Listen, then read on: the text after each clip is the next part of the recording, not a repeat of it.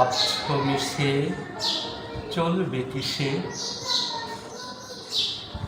তুমি ভাববার কে, ভাববার যিনি, ভাবছেন তিনি, তুমি ভাবো তাকে।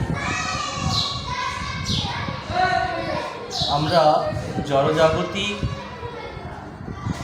গৃহমেদী মানুষগুলো শুধু বিষয়, বৈভব, স্ত্রী, পুত্র, সন্তান নিয়ে ভাবছি। গোবিন্দকে নিয়ে তো কখনো ভাবি না। যিনি চিনি খাওয়ান তিনিই তো চিন্তামণি। সেই চিন্তামণিকে যদি স্মরণ করা যায় তাহলে চিনির আশা কি করা লাগে?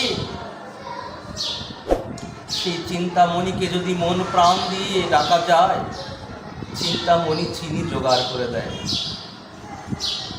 আমার ভগবান এর প্রমাণ দিয়েছেন গীতার পাতায়, বলেছেন অনন্য চিন্তয়মাং যে জনা পর্যুপাসতে তেষাম নিত্যাভিযুক্তানাম যোগক্ষেমং মহম্মহম। অনন্য চিত্তে আমার গোবিন্দের সেবা আরাধনা যে করে, আমার গোবিন্দ তার যোগ এবং ক্ষেম বহন করে। অর্থাৎ প্রাপ্য এবং অপ্রাপ্য বস্তু উভয় বহন করেন। সংক্ষেপে ভক্তের বোঝা আমার ভগবান বহন করেন। হরে কৃষ্ণ।